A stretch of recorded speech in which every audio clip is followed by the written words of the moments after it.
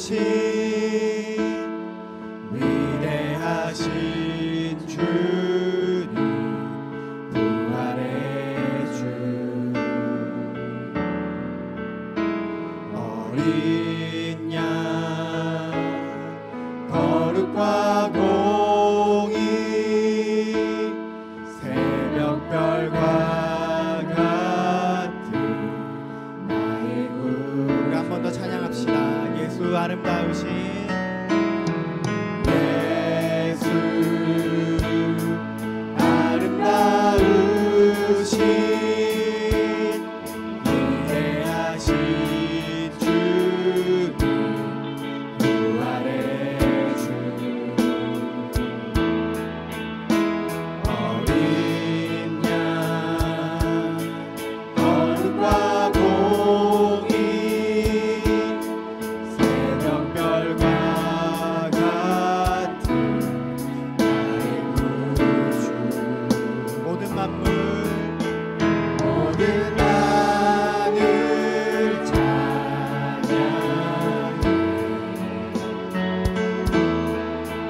모든 만물이 주 경배해.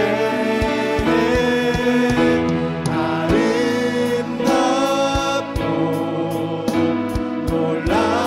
놀라우신 모든 이름보다 높은 이름, 아름답고 놀라우신 주의 이름, 높으신 그 이름 예수.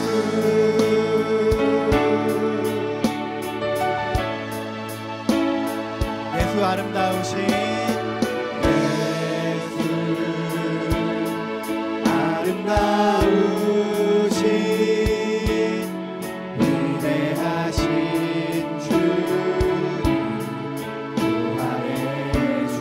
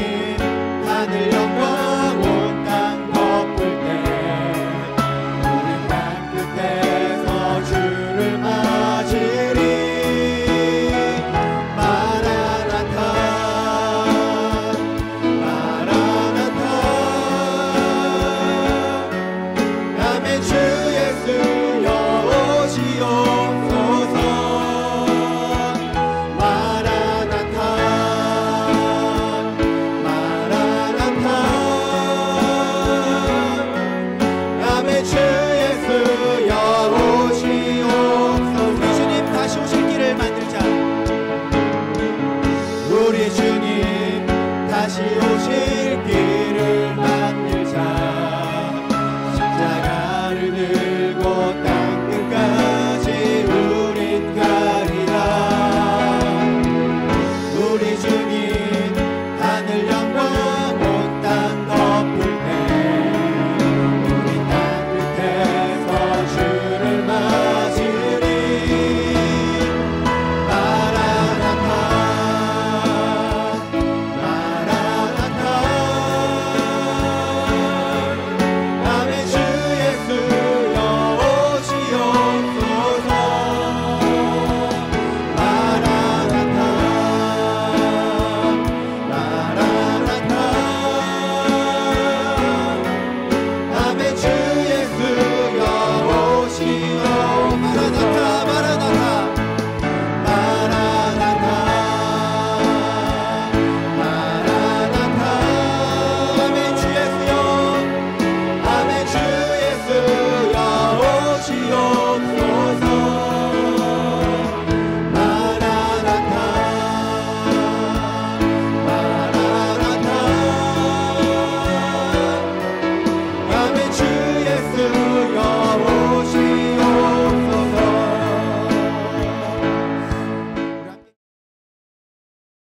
자, 오늘은 하늘에 속한 영적인 복 선택에 대해서 말씀을 증거하겠습니다. 세상을 살아가는 사람들 중에 복을 싫어하는 사람은 아무도 없습니다. 한복에 이제 우리가 명절 때 한복을 입지 않습니까? 한복에 보면 이 복주머니가 달려 있어요. 복주머니. 또 요즘에는 이제 우리나라가 잘 살아서 잘 못 본 것 같아요. 예전에는 제가 어렸을 때 숟가락이나 젓가락 또는 베개에 이 복복자가 새겨져 있습니다. 혹시 여러분 지금 식사하는 숟가락에 복복자가 새겨져 있는지 모르겠는데요. 지금은 이제 잘 살아서 그런 게 뭐 찾아보기가 좀 어려운 것 같아요. 근데 우리나라 사람들보다 더 복을 좋아하는 사람들이 저는 중국 사람들이 아닌가 이렇게 생각을 합니다. 저는 중국을 아직 뭐 가보지는 못했지만 가본 분들 이야기를 들어보면 중국에는 복자를 이렇게 거꾸로 이렇게 한자 복자 복복자가 거꾸로 이렇게 매달려 있는 경우가 있다고 합니다.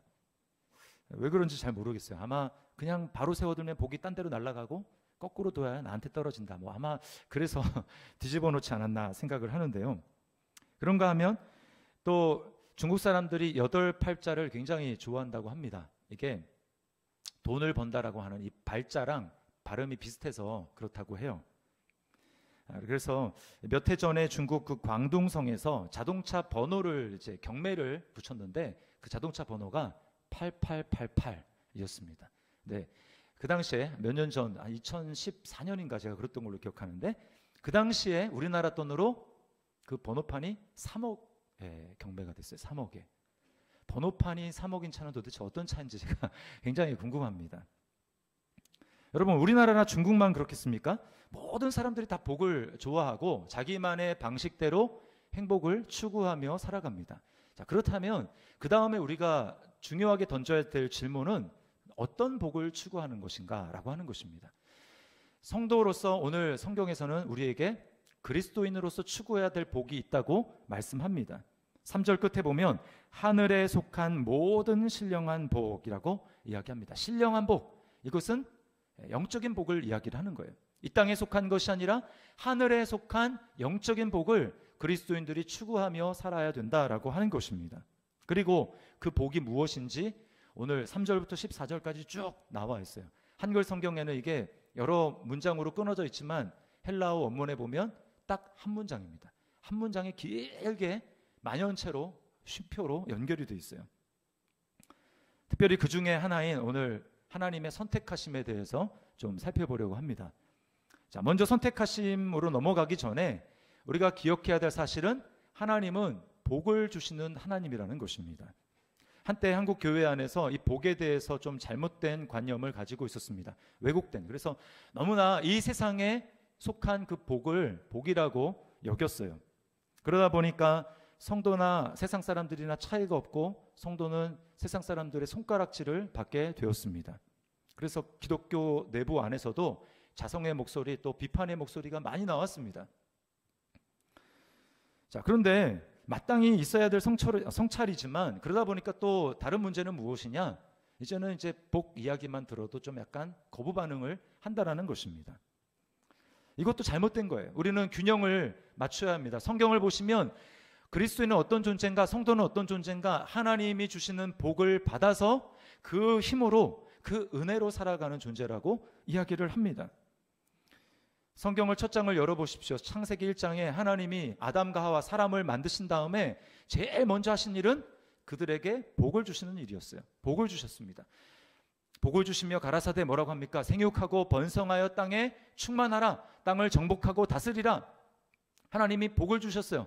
그런가 하면 노아, 홍수로 심판을 받은 다음에 새롭게 시작하는 노아와 그 아들들에게도 하나님은 복을 주십니다. 그리고 계속 복을 말씀하세요.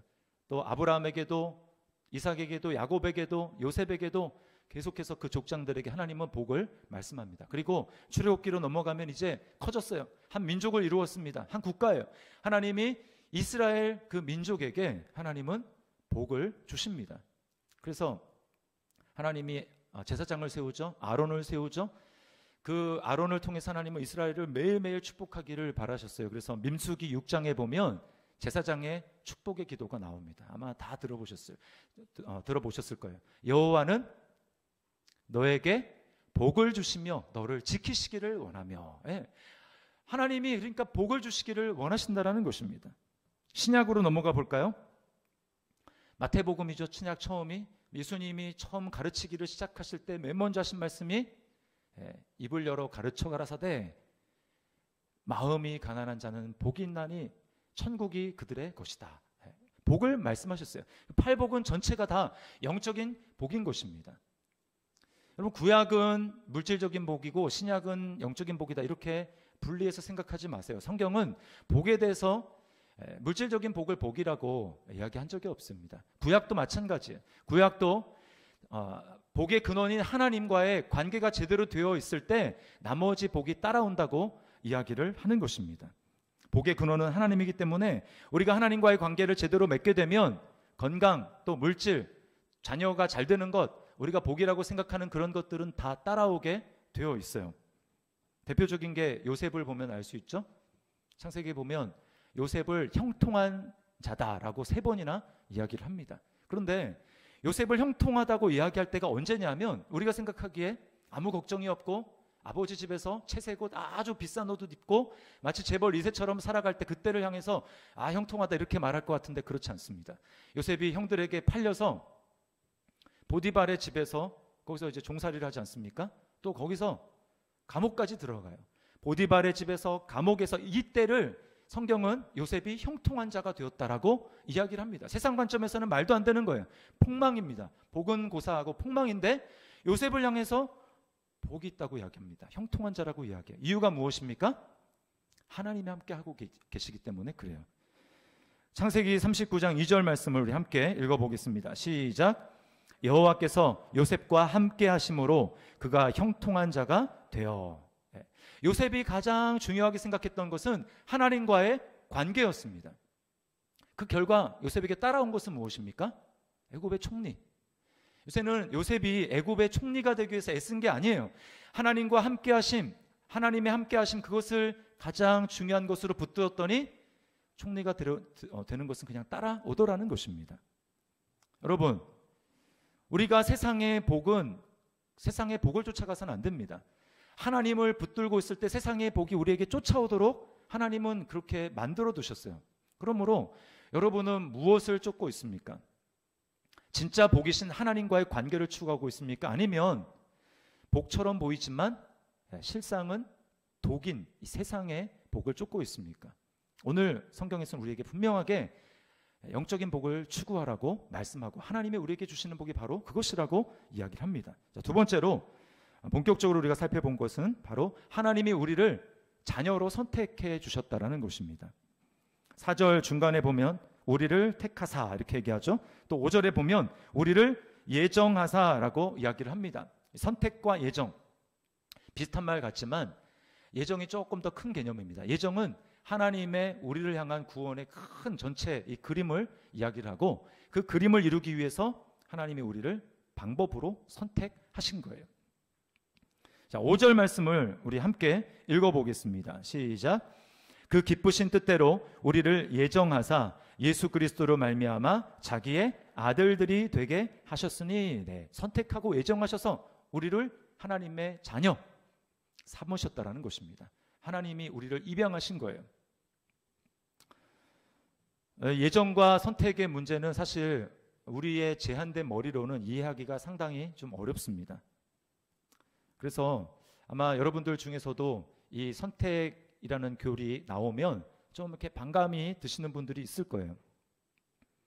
아니, 선택받은 사람만 구원받으면 어차피 선택받은 사람은 구원받을 테니까 가만히 있어도 구원 어차피 믿을 거고, 또 선택 안 받았으면 아무리 노력을 해봐도 선택 안 받았으니까 믿지 않을 것 아닌가? 근데 왜 교회에서는 이렇게 믿으라고 강조를 하지? 이렇게 생각할 수 있습니다. 하나님이 일방적으로 선택해서 구원할 거라면 인간에게 자유의지가 무슨 필요가 있나라는 생각을 할 수 있습니다. 우리는 왜 하나님이 야곱을 선택하시고 에서를 선택하지 않으셨는지, 그리고 또 베드로는 선택하셨는데 가룟 유다는 선택하지 않으셨는지, 똑같이 십자가에 매달렸는데 오른편 강도는 구원받고 왼편 강도는 구원받지 못했는지 우리는 잘 알지 못합니다. 그러나 분명한 것은 성경은 하나님의 선택도 이야기하지만 인간의 믿음과 책임도 이야기한다라는 거예요. 자, 가룟 유다의 얘기를 다시 한번 해보겠습니다. 가룟 유다가 3년 동안 예수님과 함께 다른 모든 제자들과 똑같이 얼마나 많은 말씀을 들었습니까? 얼마나 많은 기적을 봤습니까? 그리고 예수님은 가룟 유다가 자기를 팔 줄을 미리 아셨어요. 그리고는 가룟 유다에게 기회를 여러 번 주셨습니다. 적어도 성경을 보면 한 5번 주셨어요. 결정적인 기회, 돌이킬 수 있는 기회. 그런데 가룟 유다는 그 기회를 다 마다했습니다. 버렸습니다.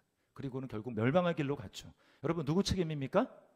예수님의 책임이 아니고 믿지 않은, 회개하지 않은 가룟 유다의 책임입니다. 예정은 하나님에 속한 거니까 하나님에 속한 것으로 두고, 성경은 우리에게 너의 할 책임을 하라. 하나님에 대해서 따지고 예정에 대해서 옳고 그르냐, 뭐 하나님이 이러냐 하면서 불평할 것이 아니라 그렇게 우리를 선택하신다고 말씀하시는 하나님 앞에 믿고 순종하고 하나님의 자녀가 되라고 요청하는 거예요. 우리는 선택과 예정과 관련해서 우리가 가져야 될 태도는 하나님의 주권을 인정하는 것입니다. 하나님은 창조주시고 전지하신 분이며 의로우시고, 그리고 모든 것을 그분의 뜻대로 자유롭게 하실 수 있는 분이라는 것을 우리가 인정해야 돼요. 그래서 로마서에 보면 바울 사도가 뭐라고 합니까? 토기장의 비유를 들죠. 만든 사람 마음이다. 토기장이가 그릇을 만들었는데 마음에 안 들어요. 자기가 생각한 그림이 안 났어요. 그러면 자기가 만들었으니까 깨버릴 수 있는 거죠. 하나님은 우리를 만드신 창조자시기 때문에 하나님의 주권을 우리가 인정해야 된다는 것입니다. 그러나 우리는 기본적으로 마음에 하나님의 주권을 그대로 인정하기 어려운 그런 마음이 있습니다. 이게 성경이 바로 교만이라고 이야기하는 거예요. 그게 바로 우리가 죄인이라는 증거인 것입니다. 요즘 세대는 그 권위주의를 굉장히 배격합니다. 그 대표적인 용어가 요즘 굉장히 꼰대라는 말 많이 쓰죠. 꼰대. 그 권위주의적인 사고를 가진 어른이나 선생님을 가르쳐서 아이들이 부르는 말이 꼰대입니다. 꼰대. 근데 꼰대가 좋아하는 메뉴가 뭐냐면 라떼래요. 라떼. 왜 라떼가 커피 아닌 거 다 아시죠? 라떼는 말이야. 이거 이렇게 얘기하면 꼰대일 가능성이 굉장히 높습니다. 저도 가끔 이 꼰대 메뉴를 먹습니다. 그래서 아이들한테 이제 지적을 당합니다. 아빠 때는 말이야. 이렇게 얘기하면 아빠 라떼 또 얘기한다고 이야기를 해요. 이 꼰대가 문제가 되는 게 무엇입니까? 시대가 바뀌었음에도 불구하고 자기가 예전에 경험했던 그 경험이 전부인 양 생각하면서 그것을 밀어붙인다라는 것입니다. 이게 옳아. 너는 내 말 들어야 돼. 라고 일방적으로 이야기한다라는 것이죠.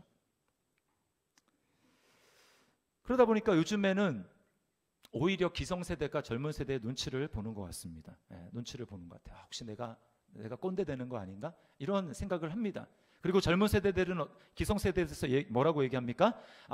뭐라고 자신의 기준을 우리에게 강요하기 전에 먼저 자기를 돌아보세요. 그리고 정말 공감할 수 있는지 배려할 수 있는지 먼저 돌아보세요라고 이야기를 하는 것입니다. 저는 옳은 말이라고 생각합니다. 저도 거기에 전적으로 동감해요. 세대가 바뀌고 있기 때문에 계속해서 우리는 배워야 하고 새로운 가치관으로 우리가 뭐 그렇게 대할 수 있어야 합니다. 그러나 문제는 무엇이냐? 이러한 시대의 분위기가 영적으로도 연결될 수 있다라는 거예요. 마치 하나님을 꼰대처럼 여기면서 하나님 지금 시기가 21세기인데 성경에서 이렇게 얘기하는 말씀은 너무 심한 것 아닙니까? 하나님 왜 제 상황을 배려해 주지 않으십니까? 라고 이야기할 수 있다라는 것입니다. 여러분, 하나님은 꼰대도 아니시지만 우리는 하나님과 이렇게 협상할 수 있는 그런 자격이 없다라는 것을 아셔야 합니다. 우리의 처지는 그런 처지도 아니고 하나님은 우리의 협상의 대상이 아니라는 거예요. 에베소서 2장 1절에 우리의 상태를 뭐라고 얘기하면 너희는 허물과 죄로 말미암아 죽었다 이렇게 얘기를 합니다. 죽었다라는 거예요. 그 말은 우리는 하나님의 명령에 대해서 정면으로 거부했고 하나님께 반역의 죄를 지은 사형에 걸맞은 죄인이라는 것입니다. 그러므로 하나님이 저와 여러분을 선택할 때 그 상태는 쉽게 얘기하면 비유를 들자면 우리가 다 죄를 지어서 소년원 친구를 죽였어요. 그래서 소년원에 갇혔습니다. 그런 상태에서 우리를 하나님이 선택하시는 거예요. 여러분이 만약에 누구를 입양한다 그러면 굉장히 좋은 사람, 되도록이면 좋은 조건의 자녀를 입양하고 싶지 그 범죄를 저지른 소년원에 있는 그런 아이들을 입양하고 싶겠습니까? 그러나 하나님이 우리를 선택하실 때 우리의 처지가 바로 그랬다라는 것입니다. 그럼 얼마나 감사한 일입니까? 혹시 마음 가운데 아직도 이 선택의 교리에 대해서 반감이 있는 분들은 성령님께서 여러분의 마음 가운데 찾아가 주시고 여러분을 만져주셔서 반감이 아니라 하나님의 그 말씀하시는 그대로 받아들여서 이것이 여러분에게 오히려 감격이 될 수 있기를 주님의 이름으로 축원합니다. 오늘 하나님의 선택에 대해서 제가 짧게 세 가지로 말씀을 드리겠습니다. 첫 번째는 창세전에 선택하셨습니다. 4절 우리 같이 한번 읽습니다. 시작. 곧 창세전에 그리스도 안에서 우리를 택하사. 하나님이 우리를 선택하셨는데 창세전에 선택하셨다는 거예요. 이 세상을 만들기도 전에, 내가 생기기도 전에 하나님이 우리를 선택하셨다는 것입니다. 우리는 이게 참 이해하기 어려워요. 왜 그렇습니까? 우리는 시간의 그 지배를 받는 사람들이다 보니까 하나님이 이 세상을 만들기 전이면 시간도 있기 전이죠. 그때 하나님이 나를 선택했다. 이게 이해가 되지 않는 거예요. 우리는 어떤 식으로 보통 성경을 읽을 때 생각합니까? 항상 타락을 먼저 생각하죠. 구원 전에 타락을 먼저 생각합니다. 하나님이 아담과 하와를 창조했는데 그들이 타락했어. 그러니까 하나님이 뭔가 구원을 위한 방책을 제시해야 되고 그래서 예수님을 제시한 거고 그래서 내가 구원받은 것이지 이렇게 생각하는데 오늘 본문은 그게 아니라는 거예요. 아담과 하와가 타락하기 전에 그 전에 하나님이 저와 여러분을 이미 아시고 한 사람 한 사람 다 아시고 저와 여러분을 선택하셨다라는 것입니다. 찜하셨다라는 거예요. 찜. 여러분 이것을 우리가 곰곰하게 생각할 때 정말 그 마음에 감동이 되지 않습니까? 위안이 되지 않습니까? 하나님이 창세전에 우리를 선택하셨다라는 이 말은 하나님이 우리가 이제 잘 사는지 한번 보고 내 말을 좀 잘 듣는지 죄를 짓는지 안 짓는지 이걸 지켜본 다음에 그런 다음에 선택한 것이 아니라는 것입니다. 우리가 나기도 전이니까 그런 우리의 행위와는 아무 상관없이 하나님이 우리를 선택하셨다라는 거예요. 이것은 하나님이 우리를 아주 선택하시기 전에 오랫동안 고심하시고 오랫동안 생각하시고 심사숙고 끝에 우리를 선택하셨다라는 것을 이야기하는 것입니다. 어떻게 하다 보니까 바빠서 분주한 중에 어떻게 상황이 몰리게 되어서 어떻게 하다 보니까 야, 네가 선택이 됐네? 이게 아니라는 거예요. 사람은 그럴 수 있습니다. 우리는 이제 하나님과 우리 사이의 관계를 부모와 자식 간의 관계로 많이 비유를 하잖아요. 그래서 자녀들이 굉장히 많은 집을 보면 보통 이렇게 그 계획을 세우잖아요. 출산 계획. 저희 그 어머니가 유산을 2번 하셨거든요. 그래서 만약에 위에 저희 형이 있고 누나가 있고 제가 막내인데 만약에 유산을 안 하시고 그대로 다 낳으셨으면 저는 이 땅에 없습니다. 그래서 제가 어렸을 때 어머님이 종종 그런 말씀 하셨어요. 너는 원래 있을 애가 아닌데 태어났다는 거예요. 원래 있을 애가 아닌데 태어났다 이렇게 말씀을 하십니다. 그뿐만 아니라 또 뭐 계획하지 않았는데 갑자기 덜컥 뭐 아이가 들어서 가지고 낳게 된 경우 있지 않습니까? 사람은 그럴 수 있어요. 사람은 그러나 하나님은 그렇지 않습니다. 하나님이 저와 여러분을 창세전에 선택했다라는 것은 상황에 몰려서 어쩔 수 없어서가 아니라 하나님이 고민하시고 우리를 심사숙고 끝에 선택하셨다라는 거예요. 얼마나 감사합니까? 그 하나님께서 실패하지 않으십니다. 하나님이 우리를 창세전에 선택하셨다라는 말은 이제 내가 너를 끝까지 구원이 완전히 너에게 이루어질 때까지 내가 너의 삶을 이끌 것이고 내가 너의 삶을 책임질 것이다 라고 하시는 하나님의 선언인 거예요. 그러니까 얼마나 감사합니까? 두 번째는 하나님이 기쁘신 뜻대로 선택하셨습니다. 5절 앞에 그 기쁘신 뜻대로 우리를 예정하사 이렇게 말씀하시고 9절 중간에도 보시면 그의 기뻐하심을 따라 그리스도 안에서 때가 찬 경륜을 위하여 예정하신 것이니, 하나님이 우리를 예정하시고 선택하신 것이 하나님의 기쁘신 뜻이라고 이야기를 합니다. 내가 기뻐서 우리를 선택했다고 말씀을 하시는 거예요. 여러분, 우리가 하나님이 우리를 기뻐하셔서 선택했기 때문에 우리는 때가 되어서 하나님을 믿을 수 있게 되었고 하나님 앞에 나올 수 있게 된 것입니다. 하나님이 선택하셨기 때문에 주님 앞에 나올 수 있게 된 거예요. 그래서 예수님은 뭐라고 말씀하십니까? 아버지께서 내게 나오게 한 자가 아니면 아무도 나에게 올 수 없다라고 말씀하셨어요. 하나님이 선택하셨기 때문에 나올 수가 있는 것입니다. 이것을 이 존 버년이라고 하는 이 청교도 신학자가 굉장히 재미있게 표현을 했는데요. 창세기 이제 6장부터 9장에 보면 노아의 이야기가 나오는데 하나님이 이제 노아에게 방주를 만들라고 하십니다. 노아가 120년 동안 방주를 아주 열심히 만들었어요.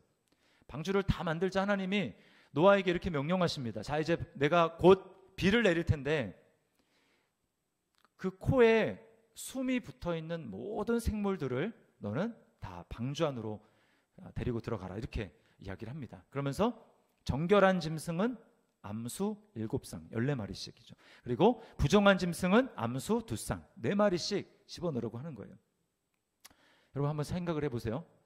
하나님이 이제 이 명령을 내리셨는데 노아가 어떻게 그 방주 안에 그 많은 짐승들을 넣었을까요? 타락한 이후입니다. 이미 아담이 범죄해서 사자와 호랑이가 발톱을 세우고 이렇게 공격해서 죽일 수 있는 맹수들이 있는 그들을 방주 안에 다 태워야 되는 거예요. 어떻게 방주 안에 태울까요? 존 버년은 뭐라고 얘기하냐면 하나님이 벌써 7쌍, 2쌍 누가 들어갈지, 호랑이 중에서는 누가 들어가고 사자 중에 누가 들어가고 이거를 하나님이 이미 예정하셨다고 합니다. 선택하셨다. 그러니까 선택받은 그 호랑이, 사자, 곰 알아서 방주 안으로 들어갔다라는 거예요. 참 재미있죠? 네, 일리 있는 저는 통찰이라고 생각을 합니다. 그러니까 하나님이 선택하면 그 사람 하나님 앞에 나온다라는 거예요. 저는 가끔 하나님이 왜 저를 예수님을 믿게 하시고 더 나아가서 목사까지 되게 하셨는지, 하나님이 저를 선택하셨는지 궁금할 때가 있습니다. 물론 목사 제가 좋아서 된 거예요. 제가 어렸을 때부터 목사 되기를 소원했고 그렇게 기도해 왔습니다. 근데 제가 그래서 그 부목사 때는 제가 꽤 괜찮은 목사라고 생각을 했어요. 근데 담임 목회를 이제 하다 보니까 아버지도 목사였고 또 제가 이 개척하기 전에 또 개척교회에서 있었잖아요. 그렇게 했음에도 불구하고 막상 돼 보니까 요즘 드는 생각은 목회가 이런 건 줄 예전엔 미처 몰랐네 이런 생각을 하게 되는 것입니다. 그래서 하나님, 저는 참 부족한 점이 많고 목회를 하다 보니까 이런 면도 있어야 되고 좀 이러면 더 좋겠고 저보다 저 준비된 사람들이 많이 있는 것 같은데 왜 하필 저를 목사 되게 하셨습니까? 아무리 좀 제가 된다고 잘 몰라서 그렇다고 하더라도 제가 모르면 주님이 좀 말리시지 왜 저를 그냥 되게 하셨어요? 이런 생각을 하게 됩니다. 근데 주님은 뭐라고 말씀하십니까? 내가 너의 무슨 조건이 좀 부족하고 뭐 잘 준비됐고 이런 너의 조건 때문이 아니고 너가 좋아서 내가 기뻐서 너를 선택했다라고 말씀하는 거예요. 여러분, 저만 그렇습니까? 여러분도 마찬가지예요. 하나님 왜 주변에 많은 사람들이 있는데 그 중에서 저를 선택하셨습니까? 저보다 착하고 도덕적으로 훌륭하고 인품도 훌륭한 그런 사람들이 있는데 왜 그 사람들 놔두고 저를 선택하셨습니까? 하나님의 대답은 똑같아요. 내가 너를 기뻐서, 내가 너를 사랑해서, 내가 좋아서 너를 선택한 거야 라고 말씀하는 것입니다. 여러분, 얼마나 감사합니까? 조건이 나에게 달려있지 않고 오직 부르시는 하나님께 달려있다라는 거예요. 마지막 세 번째는 그리스도 안에서 선택하셨다라는 것입니다. 여러분, 이 그리스도 안에서라는 것이 가장 중요해요. 앞에서 하나님이 창세전에 선택하시고 기뻐서 우리를 선택하셨다고 하더라도 그리스도 안에서라는 것이 없으면 무용지물입니다. 이게 이루어질 수가 없다라는 거예요. 어떤 사람들은 만인 구원론을 주장하면서 왜 기독교는 그렇게 배타적으로 예수를 믿어야만 구원을 받을 수 있다고 얘기를 하느냐, 하나님이 사랑이라고 얘기하느냐, 그러면서 하나님이 사랑이라면 자기가 창조했다고 얘기하면서 자기가 창조한 그런 사람들을 어떻게 그 지옥에다가 멸망하는 그런 하나님이 사랑의 하나님이 될 수 있느냐, 그렇게 얘기하면서 종교는 다 다를 뿐이지 결국은 산 정상에 올라가는 것은 똑같다. 기독교가 지름길이라면 불교나 이슬람교나 다른 종교들은 돌아서 갈 뿐이지 결국 산 정상으로 올라가는 것은 똑같다. 그러므로 교회 안에 또 기독교 안에만 구원이 있다라는 것은 거짓이다. 이렇게 이야기하는 사람들이 많이 있습니다. 여러분, 그러나 잘 보십시오. 오늘 4절에 하나님이 우리를 택하신 이유에 대해서 뭐라고 얘기하시냐면 그 앞에 거룩하고 흠이 없게 하시려고 이렇게 이야기를 합니다. 뭘 얘기하냐면 하나님과 우리 사이에 관계 맺기 위해서 유일한 조건이 뭐냐? 거룩의 문제라는 거예요. 거룩의 문제. 하나님과 우리가 관계를 맺기 위해서 이 거룩의 문제가 해결이 되어야 한다라는 것입니다. 하나님이 우리를 거룩하고 흠이 없는 존재로 우리를 선택하셨는데 그 말은 거룩한 자가 되어야 된다라는 거예요. 그러므로 여러분, 이 문제를 해결하면 두 가지 방법이 있습니다. 하나는 우리가 하나님처럼 거룩해지던가 아니면 하나님이 우리처럼 거룩하지 않는 존재가 되거나 둘 중에 하나입니다. 그런데 여러분, 하나님이 거룩하지 않는 하나님이라는 것을 상상할 수가 없습니다. 거룩을 포기하는 이상 순간 하나님은 더 이상 하나님이 아니에요. 그러므로 남은 조건은 딱 하나밖에 없습니다. 무엇입니까? 우리가 하나님처럼 거룩해져야 되는 것입니다. 우리가 거룩합니까? 우린 죄가 있어요. 성경에서 거룩한 하나님에 대해서 비유하고 있는 단어가 있다면 그것은 하나, 불입니다. 불. 그래서 하나님은 소멸하는 불이라고 이야기를 해요. 그 말은 거룩하지 않는 존재가 자기에게 오면 거룩한 성품을 가진 하나님의 속성상 그것을 불태울 수밖에 없다라는 것입니다. 거룩하지 않는 존재는 하나님 앞에 설 수가 없어요. 며칠 전에 아이들과 가족이 이제 함께 운동을 하러 갔어요. 농구를 이제 하러 갔습니다. 제가 아이들한테 농구를 가르쳐주고 이제 농구를 같이 하는데 아내는 이제 가만히 앉아서 우리가 다 끝날 동안에 핸드폰 이제 보고 있고 우리만 이제 열심히 땀 흘리면서 운동을 했습니다. 온몸이 다 땀으로 젖고 그다음에 뭐 농구공 이제 튀겼으니까 손 다 더러워졌죠. 네. 그런 상황에 이제 아내가 손 더러워졌으니까 자기가 운전하겠다고 집에 이제 오는데 인상을 막 찌푸립니다. 왜 그러냐 그랬더니 땀 냄새, 그다음에 먼지 냄새 너무 장난이 아니에요. 코가 좀 예민한 편이거든요. 너무 심하다는 거예요. 그래서 제가 장난삼아 더러운 손과 이 땀 흘린 이 몸을 가지고 아내한테 이렇게 다가갔습니다. 그랬더니 막 소리를 지르면서 저리 가라고 그렇게 얘기를 해요. 여러분, 그게 정상적인 반응이죠. 사람과 사람 사이에서도 그런데 여러분, 하물며 하나님과 인간 사이에 어떻겠습니까? 우리가 죄를 가진 채로 하나님께 갈 수 있겠습니까? 갈 수 없어요. 우리를 사랑해도 그렇게 될 수 없는 것입니다. 그러므로 하나님이 창세전에 그리스도 안에서 우리를 택했다라는 말은 하나님과 그리스도 예수님 안에서 이미 협약을 한 것입니다. 내가 좀 쟤를 선택하고 싶다. 내가 광호를 선택해야 되겠는데 그러면 하나님이 예수님이 이렇게 말씀하신 거예요. 죄의 문제, 거룩의 문제가 해결이 되지 않았으니 제가 그 희생을 하겠습니다. 제가 내려가서 저의 거룩한 옷을 광호를 위해서 벗어주고 대신 광호의 더러운 죄의 옷을 제가 입고 십자가에서 죽겠습니다.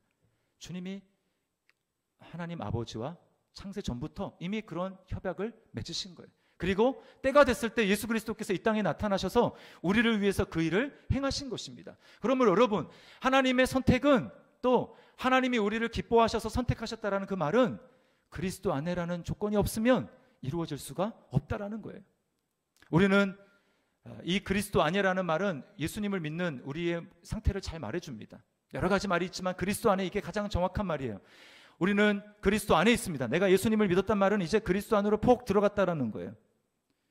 예수 그리스도가 거룩하심으로 우리는 그리스도 안에 있어서 거룩하게 인정을 받아 하나님 앞에 나아갈 수가 있는 것입니다. 그래서 하나님이 우리를 거룩하다고 인정하셨고 우리를 성도라고 불러주신 거예요. 여러분, 제가 앞에서 쭉 말씀을 드린 그것 중에 하나라도 여러분이 스스로 한 것 있습니까? 우리가 한 것 있습니까? 아무것도 없어요. 하나님이 선택하셨습니다. 창세전에 선택하셨습니다. 우리가 뭐 있어야 선택을 하죠.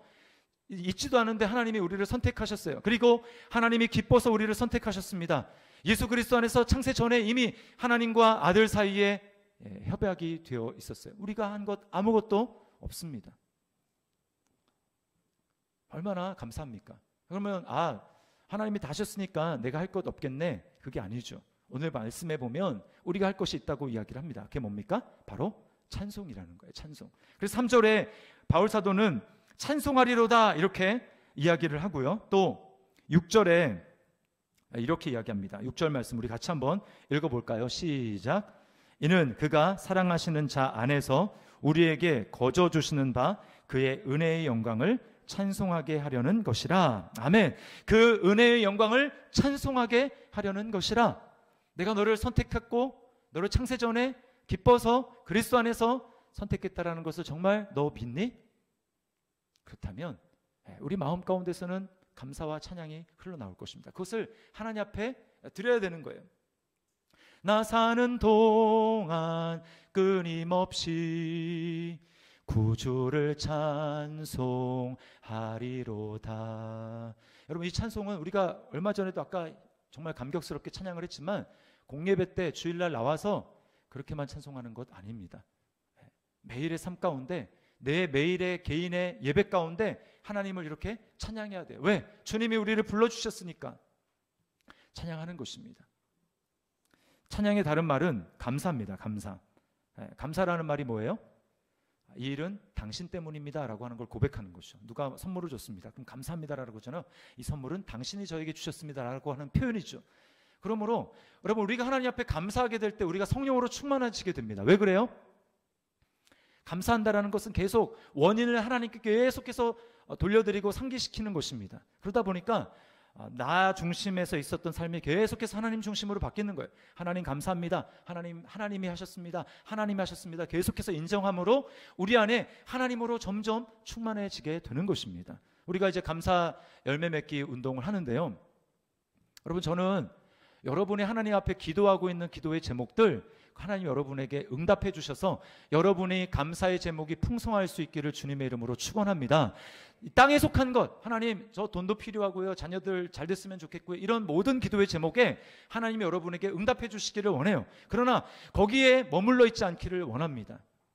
진짜 복은 이 세상에 속한 복이 아니라 하나님이 하늘에 신령한 모든 복, 예수 그리스도께서 우리를, 그리스도 안에서 우리를 창세전에 하나님의 기뻐하시는 뜻대로 우리를 선택해 주신 것, 여러분 그 사실을 우리가 기억하게 될 때 우리는 흔들리지 않을 수 있어요. 왜? 하나님이 창세전에 우리를 선택했으니까 고난이 오고 핍박이 와도 나는 선택받은 자인데 흔들리지 않을 수가 있는 것입니다. 그러므로 진짜 복이 뭐예요? 진짜 복은 바로 하늘의 신령한 복인 것입니다.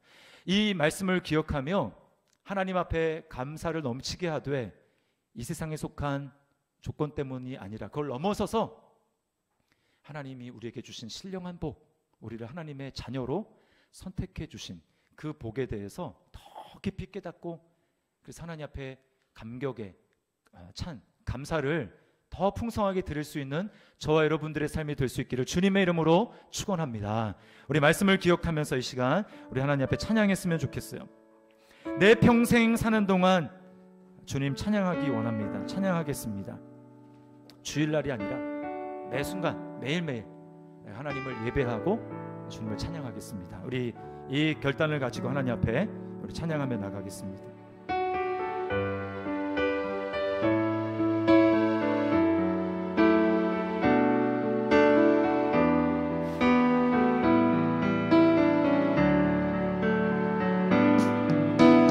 내 평생 사는 동안 주 찬양하리. 여호와 하나님 내 주를 찬양하리. 주님을 묵상하니 즐겁도다. 내 영혼 주 안에서 참. 다시 한번 내 평생 사는 동안 내 평생 사는 동안 주 찬양하리. 주를 찬양하리. 주님을 묵상하니 즐겁도다. 내 영혼 주 안에서 참 기쁘리. 아멘. 내 영혼아 주님을, 내 영혼아 주님을 송축하라. 내 영혼아 주님을 찬양하라. 영혼아 주님을 송축하라. 내 영혼아 주님을 내 영혼아 주님을 송축하라. 내 영혼아 주님을 송축하라. 내 영혼아 주님을 찬양하라. 내 영혼아 주님을 송축하라. 내 영혼아 주님을 송축하라. 내 영혼아 주님을 찬양하라. 나를 지으신 이가 하나님, 나를 지으신 하나님, 나를 택하신 이가 하나님이십니다. 나를 부르신 이가 하나님, 나를 보내신 이도 하나님, 나의 나 된 것은 다 하나님. 우리가 한 것 아무것도 없습니다. 나의 달려갈 길, 나의 달려갈 길 다가도록, 나의 마지막 길 다하도록,